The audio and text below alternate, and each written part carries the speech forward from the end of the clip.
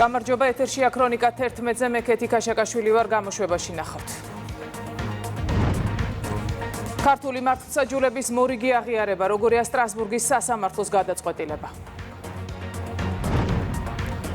ქიმიური, ბიოლოგიური, რადიაციული და ბირთვული საფრთხეების წინააღმდეგ ბრძოლის უწყებათა შორისი საკოორდინაციო საბჭოს სხდომა.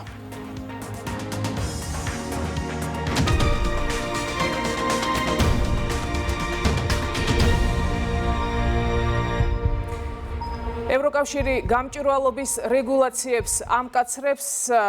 ევროპარლამენტმა მხარი დაუჭირა დირექტივებს, რომლის თანახმადაც ანაზღაურებადი ლობიზმის გასაკონტროლებლად საერთო ევროპული სისტემა შეიქმნება, სადაც ყველა ის ორგანიზაცია უნდა დარეგისტრირდეს, რომლებიც ფინანსებს უცხო ქვეყნის მთავრობისგან იღებენ. სწორედ ამ მიდგომის გამო აკრიტიკებდა ევროპარლამენტის საქართველოს ხელისუფლებას. რასაც ხდებენ მმართველ გუნდში, ნინი გოგიშვილია თემით პირდაპირ ეთერში. არ გააკეთო ის, რასაც მე ვაკეთებ. ეს არის ფრანგი ევროპარლამენტარის სიტყვები. ტიერი მარიანი სწორედ ასე აფასებს ევროპარლამენტარების იმ კრიტიკას, რომელიც ბოლო 2 წლის განმავლობაში საქართველოს ხელისუფლების მისამართით ისმოდა, მხოლოდ იმის გამო, რომ საქართველოს ხელისუფლებამ გადაწყვიტა უცხოური გავლენებისაგან ჩარევის პრევენციის მიზნით გამჭვირვალობის კანონი მიიღო.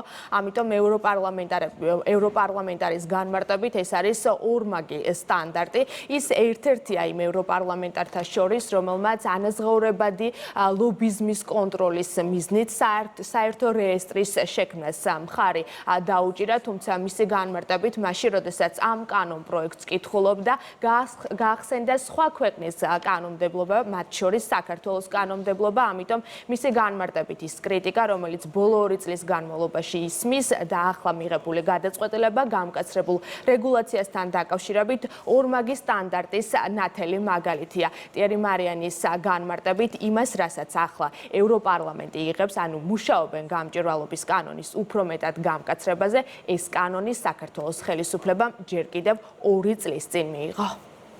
სინამდვილეში, როდესაც ამ კანონ პროექტს გავეცანი, მივხვდი, რომ მსგავსი კანონი ბევრ ქვეყანაში არსებობს. და როდესაც ისეთმა სახელმწიფომ, როგორიც არის, მაგალითად საქართველო, მიიღო ანალოგიური კანონი, ევროპაში სკანდალი დაიწყო. რადგანაც, როგორც ყოველთვის, არსებობს ორმაგი სტანდარტი და ერთგვარი თვალთმაქცობა. ფაქტობრივად, ჩვენ ახლა ვაკეთებთ თითქმის იგივეს, რაც თქვენ გააკეთეთ საქართველოში 2 წლის წინ. მთავარი განსხვავება ის არის, რომ როცა ეს მოხდა საქართველოში, ევროპულმა ინსტიტუტებმა გითხრეს, რომ ეს ძალიან ცუდია და უნდა გააუქმოთ კანონი. ევროპაში ბევრი რამ არალოგიკურია. ეს დაახლოებით ასე ჟღერს. არ გააკეთო ის, რასაც მე ვაკეთებ. დღეს ევროპაში გარკვეული პარანოია არსებობს. ფიქრობ, გამჭვირვალობა მნიშვნელოვანია ყველა დემოკრატიისთვის საქართველოში, ევროპისთვის, საფრანგეთისთვის. სწორედ ამიტომ მე არ მქონია რეაქცია, როცა საქართველო მიიღო ასეთი ტიპის კანონები. და ამიტომ არ გავუცდი ახლაც, როცა ევროპამ შემოგთავაზა მსგავსი რეგულაცია. კვლავ ვიმეორებ, ჩვენ არ ვართ მის წინააღმდეგ. უბრალოდ უცნაურია, როცა ადამიანები, ვინც დღეს მხარს უჭერს ამ კანონს ევროპარლამენტში, აცხადებენ, რომ იგივე კანონი სხვა ქვეყანაში მიუღებელია. ევროპარლამენტარის მსგავსად ევროპული სტრუქტურების ორმაგ სტანდარტზე საუბრობენ სახელისუფლებო პარტიაში, არა მხოლოდ აკრიტიკებენ, არამედ აფინანსებენ კანონების წინააღმდეგ აქტივისტს. ამის თქმის საფუძველს სახელისუფლებო პარტიას აძლევს უსაბოძლო კრიტიკასთან ერთად განვლილი 2 წელი და დესტაბილიზაციის მოწყობის არაერთი მცდელობა, თუმცა მათივე განმარტებით ევროპარლამენტში დაწყებული განხილვები, მიღებული გამკაცრებული რეგულაცია იმის თქმის საფუძველს აძლევს. დამატებით მათ, რომ სწორი გადაწყვეტილება მიიღეს 2 წლის წინ და კიდევ ერთხელ საზოგადოების თვალში დადასტურდა ის, რომ გამჭვირვალობას ალტერნატივა არ აქვს. ორმაგი სტანდარტის კიდევ ერთი მაგალითია და უამრავი მაგალითი შეგვიძლია მოვიყვანოთ. ჩვენ არ უნდა მივაქციოთ იმ განცხადებებს ყურადღება, რომელიც მოდის ხშირ შემთხვევაში ევროპული ბიუროკრატიიდან, რომელიც მხოლოდ და მხოლოდ ტყუილით და სიცრუით არის გაჯერებული, მათ თავიანთი ინტერესები აქვს საქართველოსთან დაკავშირებით. არასაჩვენო, რა თქმა უნდა, თავიანთი ინტერესები აქვს და ჩვენ ამ ყველაფერს არ უნდა დაუთმოთ ყურადღება, უნდა ვიმოქმედოთ ისე, როგორც ჭირდება ამ ქვეყნის მომავალს, ჩვენი ქვეყნის უსაფრთხოებას, მშვიდობის შენარჩუნებას და ქვეყნის ეკონომიკურ განვითარებას. ორმაგი სტანდარტიც არ არის, უსტანდარტობასთან გვაქვს საქმე და ძალიან კარგია ამას ჩვენი მოქალაქეები საკუთარი თვალით რომ აკვირდებიან თუ როგორ ვითარდება მოვლენები. დღეს უკვე ევროკავშირი ბაძავს, ძალიან კარგია და ისინიც ამბობენ, რომ თურმე გამჭვირვალობა ნამდვილად ევროპული ღირებულება ყოფილა, ამკაცრებენ ამ მხრივ მიდგომებს. სხვათა შორის ჩვენ როდესაც მივიღეთ უმარტივესი გამჭვირვალობის კანონი, მას მერე მიიღო საფრანგეთმა, კანადამ, ეს კანონი ამოქმედდა დიდ ბრიტანეთში ოქტომბრიდან. შესაბამისად, ჩვენი მოქალაქეები რწმუნდებიან იმაში, რომ გამჭვირვალობა ნამდვილად შეესაბამება ევროპულ ღირებულებებს და ის რომ გამჭვირვალობა აუცილებელი არის, რა თქმა უნდა, ნებისმიერი ქვეყანა იქნება ეს თუ სივრცე თუ გაერთიანება მისი უსაფრთხოებისთვის. ევროპარლამენტში გუშინ მიღებული გადაწყვეტილების შემდეგ ევროკავშირის ყველა წევრი ქვეყანა ვალდებული იქნება, რომ შექმნას რეესტრი, ანუ ორგანიზაციები ვალდებულები იქნებიან, რომ დარეგისტრირდნენ ამ რეესტრში და ახსნან გრანტების წარმომავლობა და დანიშნულება. მადლობა, პირდაპირ ეთერში ნინი გოგიშვილი საუბრობდა. საქართველოს უზენაესი სასამართლოს მოსამართლეების დამოუკიდებლობისა და მიუკერძოებლობის საკითხზე შეტანილი საჩივრები სტრასბურგის სასამართლომ დაუშვებლად გამოაცხადა. საუბარია ბუტა-რობაქიძის მკვლელობის საქმის ერთ-ერთი მთავარი მონაწილის და ამავე საქმისთვის გასამართლებული ირაკლი ფირცხალავას საჩივარზე. სტრასბურგის სასამართლომ დაადგინა, რომ სამართლიანი სასამართლოს უფლება არ დარღვეულა. იმავე შინაარსის რამდენიმე საჩივარი კი დაუშვებლად გამოაცხადა. კიდევ ერთი დასტურია იმას, რომ ქართული სასამართლო არის მოწოდების სიმაღლეზე და განაჩენი, რომელიც იქნა გამოტანილი, იყო აბსოლუტურად სწორი და ის პოლიტიკური სპეკულაციები, რასაც ვისმენთ აღნიშნულთან დაკავშირებით და სხვა კონკრეტულ საქმეებთან დაკავშირებით, იყო ფარსი. რა თქმა უნდა, არავის არ მოწონდა სასამართლო, როგორც იყო 2012 წლამდე. დღეს არის აბსოლუტურად განსხვავებული. შეიძლება საუკეთესო არ იყოს ქართული სასამართლო, თუმცა როგორც დედამიწა ისეთი სხვაობა არის 2012 წლამდე რა იყო და დღეს რა ვითარება არის. შესაბამისად ჩვენ, რა თქმა უნდა, მივისწრაფით, რეფორმებს ვახორციელებთ, ყველა მიმართულებით, მათ შორის სასამართლოც ყველაფერს აკეთებს, რომ იყოს მოწოდების სიმაღლეზე. მე რამდენად დადასტურდა ქართული ადგილობრივი სასამართლო სისტემის მიერ მიღებული გადაწყვეტილების მართებულობა სტრასბურგის ადამიანის უფლებათა ევროპულ სასამართლოში, სადაც ხაზგასმით ადასტურებენ საქართველოში არსებული განხორციელებული მართლმსაჯულების სწორ და მართებულ ხასიათს. სახელმწიფო უსაფრთხოების სამსახურის ორგანიზებით ქიმიური, ბიოლოგიური, რადიაციული და ბირთვული საფრთხეების წინააღმდეგ ბრძოლის უწყებათა შორის საკოორდინაციო საბჭოს მე-9 სხდომა გაიმართა. ღონისძიებას სუსის უფროსის პირველმა მოადგილემ საკოორდინაციო საბჭოს თავმჯდომარემ გახსნა. ლაშა მაღრაძემ რადიაციული და ბირთვული მასალების უკანონო ბრუნვის წინააღმდეგ ბრძოლის მიმართულებით საქართველოს მნიშვნელოვან წვლილზე გაამახვილა. ყურადღება მან ხაზი გაუსვა ამ კუთხით რეგიონული და საერთაშორისო თანამშრომლობის მნიშვნელობას. საბჭოს წევრებმა ქიმიური, ბიოლოგიური, რადიაციული და ბირთვული საფრთხეების შემცირების ეროვნული სტრატეგიის სამოქმედო გეგმით გათვალისწინებული აქტივობების და მიღწეული შედეგების შესახებ ანგარიში მოისმინეს. ღონისძიების მონაწილეებმა განიხილეს ამ მიმართულებით ქვეყნის წინაშე არსებული გამოწვევები, პრიორიტეტები და სამომავლო პროექტები. ღონისძიებას სხვადასხვა სამინისტროს წარმომადგენლების გარდა ამერიკის შეერთებული შტატების თავდაცვის საფრთხის შემცირების სააგენტოს და ევროკავშირისა და გაეროს დანაშაულისა და სამართლის კვლევის რეგიონთა შორის ინსტიტუტის წარმომადგენლები დაესწრნენ. სხდომაზე განხილული იქნა ქვეყნის წინაშე არსებული გამოწვევები და სტრატეგიით გათვალისწინებული სამოქმედო გეგმის შესრულების ანგარიში. გარდა ამისა, უწყების წარმომადგენლებს მიეწოდათ ინფორმაცია იმ უმნიშვნელოვანეს პროექტებზე, რომელიც ხორციელდება ჩვენს პარტნიორებთან ერთად. აღნიშნულ პროექტებს განსაკუთრებული მნიშვნელობა ენიჭება ქვეყნის შესაძლებლობის გაძლიერების მიზნით. ამავდროულად უწყების წევრებს მიეწოდათ ინფორმაცია მომდევნო წლის სამოქმედო გეგმის შესახებ. დამწყერ საზოგადოებას წარუდგინეთ ინფორმაცია შინაგან საქმეთა სამინისტროს მიერ ამ მიმართულებით განხორციელებული და დაგეგმილი ღონისძიებების შესახებ, როგორც არის დაკავშირებული ქიმიურ უსაფრთხოებასთან და საექსპერტო კრიმინალისტიკური დეპარტამენტის შესაძლებლობების გაძლიერებასთან, ასევე საუბარი ჰქონდა ბირთვული უსაფრთხოების კუთხით საანგებო სიტუაციების მართვის სამსახურის მიერ დაგეგმილ და განხორციელებულ ღონისძიებებზე. განვიხილეთ არსებული საფრთხეები, სტრატეგია და სამოქმედო გეგმები, რომელიც შემუშავებულია უწყებათა შორისი კომისიის მიერ და ვიმსჯელეთ სამომავლო გეგმებზე. მოგეხსენებათ, საქართველოს არის მნიშვნელოვანი აქტორი ამ მიმართულებით, საერთაშორისო უსაფრთხოების ამ კუთხით უზრუნველყოფის საკითხებში საქართველოს მნიშვნელოვანი წვლილი შეაქვს. პირველ რიგში ხაზი გაესვა იმ საერთაშორისო თანამშრომლობას, რომელიც ჩვენ პარტნიორებთან ერთად გვაქვს. ქიმიური, ბიოლოგიური, ბირთვული და რადიაციული უსაფრთხოება ეს გახლავთ მსოფლიო დღის წესრიგის ერთ-ერთი მნიშვნელოვანი საკითხი და საქართველოს უნდა იყოს მზად ამ ყველა გამოწვევასთან დაკავშირებით და ყველა რისკებთან დაკავშირებით. დღევანდელი დღე ზუსტად ამას მიეძღვნა, რომ უფრო განვითარდეს და გაფართოვდეს უწყებათა შორის კომუნიკაცია. საკოორდინატო საბჭო არის ძალიან კარგი პლატფორმა, ეს არის მულტისექტორალური და ვფიქრობ, რომ ერთობლივი ძალისხმევით შეძლეთ ამ პრობლემასთან გამკლავებას, როგორც არის საფრთხეების პრევენცია, როგორც ეკოლოგიური, ადამიანის ჯანმრთელობის, ასევე ზოგადად ქვეყნის უსაფრთხოების მიმართულებით.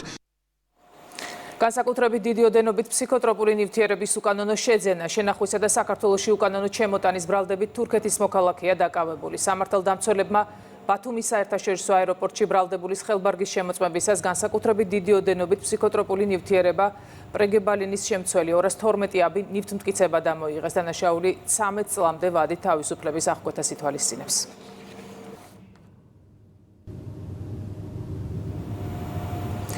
უკანონო მიგრაციის წინააღმდეგ ბრძოლის ფარგლებში შინაგან საქმეთა სამინისტროს მიგრაციის დეპარტამენტის თანამშრომლებმა უცხო ქვეყნის 33 მოქალაქე დააკავეს, მათ შორის არიან ინდოეთის, განას, ნიგერიის, პაკისტანის, ირანის, კენიის, ტუნისის, იემენის, ეგვიპტის, თურქეთის, ჩინეთის, მაროკოს და ბანგლადეშის მოქალაქეები. ისინი ამჟამად მოთავსებული არიან მიგრაციის დეპარტამენტის დროებითი განთავსების ცენტრში და მიმდინარეობს შესაბამისი პროცედურები მათი ქვეყნიდან გაძევების მიზნით. 2025 წლის ოქტომბერში მთლიანი შიდა პროდუქტის ზრდამ 6% შეადგინა, მიმდინარე წლის 10 თვეში კი ეკონომიკური ზრდის საშუალო მაჩვენებელი 7.6%-ით განისაზღვრა. ზრდის წინასწარი მონაცემები სტატისტიკის ეროვნულმა სამსახურმა გამოაქვეყნა. წინა წლის შესაბამის პერიოდთან შედარებით ზრდის მიმართულებით მნიშვნელოვანი წვლილი შეიტანეს შემდეგმა დარგებმა: ინფორმაცია და კომუნიკაცია, ტრანსპორტი და დასაწყობება, ფინანსური და სადაზღვევო საქმიანობები, ასევე უძრავ ქონებასთან დაკავშირებული საქმიანობები. კლება დაფიქსირდა მშენებლობის, სამთო-მოპოვებითი მრეწველობის და ენერგეტიკის სექტორის მიმართულებით. 2025 წლის ოქტომბერში წინასწარი მონაცემებით საქონლის ექსპორტი გაიზარდა 0.4%-ით წინა წლის შესაბამის პერიოდთან შედარებით, ხოლო იმპორტი შემცირდა 3.1%-ით. მოსკოვის გამზირზე 3200 კვადრატულ მეტრ ფართობზე, სადაც 22 უკანონო ავტოფარეხისა და შემოღობის დემონტაჟი განხორციელდა, რეკრეაციული სივრცე მოეწყობა. პროექტის ფარგლებში ტერიტორიაზე განთავსდება საბავშვო გასართობის სივრცე, დამონტაჟდება დამცავი მოაჯირი, გარეგანათებისა და სარწყავი სისტემები. სამუშაოებისთვის ადგილობრივი ბიუჯეტიდან 450.000 ლარი გამოიყო.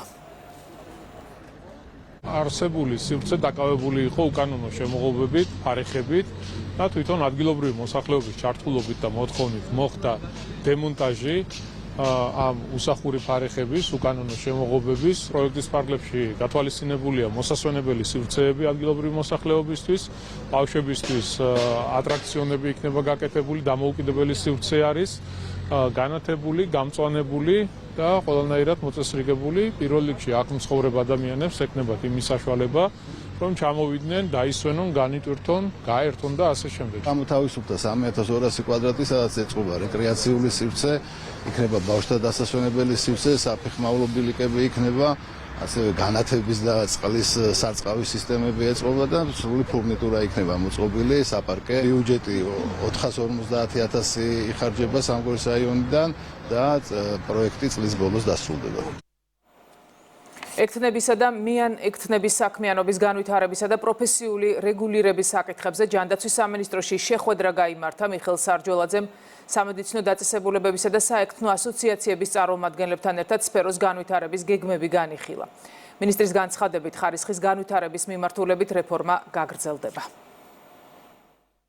შევთანხმდით, რომ გაგრძელდება მჭიდრო ურთიერთთანამშრომლობა, ამ მიმართულებით დაგეგმილი ყველა ცვლილება მორგებული იქნება იმ საჭიროებებზე, რაც სექტორს აქვს ამ მიმართულებით და მათი საჭიროებებიდან, მოთხოვნებიდან გამომდინარე დაიგეგმება შემდგომი ცვლილებები. რაღაც ეტაპები რეალურად განხორციელდება, რაც შესაძლებელია, რაც დიდ კოლაპს არ გამოიწვევს და ალბათ უფრო გრძელვადიან პერსპექტივაში დაიგეგმება ამ საექთნო საქმის, ანუ გაუმჯობესება ხარისხის კუთხით, რაოდენობრივი კუთხით.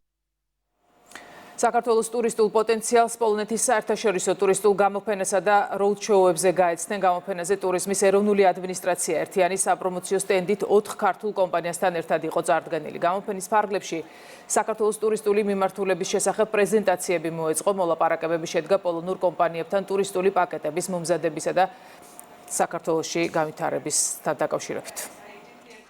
პოლონეთის ბაზარი საქართველოსთვის ერთ-ერთი სტრატეგიული მნიშვნელობის ბაზარია. ჩვენ გვაქვს საკმაოდ მსხვილი ოდენობის მოცულობითი პირდაპირი ფრენები წლის განმავლობაში სხვადასხვა ტიპის კამპანიებს ვახორციელებთ, ისეთი როგორიც არის B2B შეხვედრები, roadshow სამთავროში, დამატებითი აქტივობები, ქვეყნის პრეზენტაციები იმისთვის, რომ ბევრად მეტი მოგზაური ჩამოვიყვანოთ პოლონეთის ბაზრიდან საქართველოში. მიხარია ძალიან, რომ დღეს შესაძლებლობა მომეცა ბევრ ტუროპერატორთან, ადამიანთან, ვინც ტურიზმზე, მოგზაურობაზე, სხვადასხვა ქვეყნებზე წერს, მათ გავსაუბრებოდი, ასევე მნიშვნელოვანია, რომ დღეს საშუალება მიეცათ ქართულ ბიზნესებს პირდაპირი შეხვედრები ქონოდათ ადგილობრივ ტუროპერატორებთან და ჩვენ იმედი გვაქვს, რომ მომავალ წელს კიდევ უფრო გაიზრდება პოლონელი ტურისტების რიცხვი საქართველოში.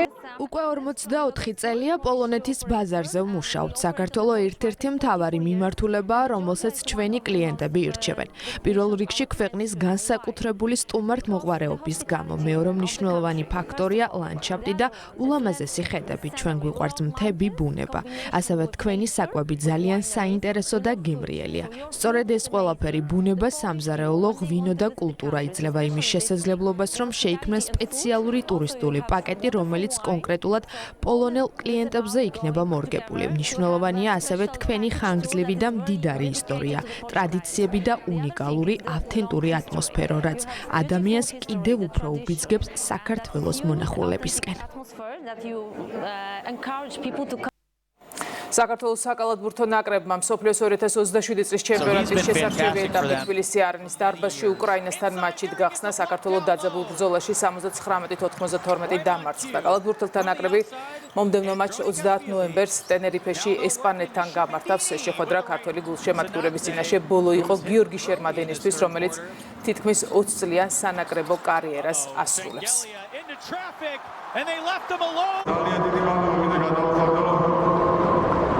ჩვენ სახელმწიფოს პატრონი პრემიერის მეთაურობით. დიდი მადლობა პრემიერო, რასაც ნაკრების შესაძლებელი.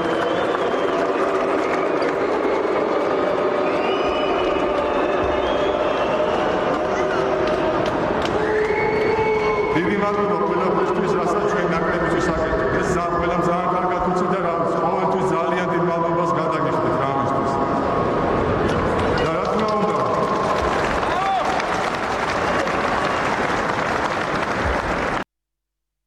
30 ცალი ნაცი რაღაცას თუ იმას იზავს, რა ვქნა, გააპროტესტებს, ამას არცებითი მნიშვნელობა არ აქვს.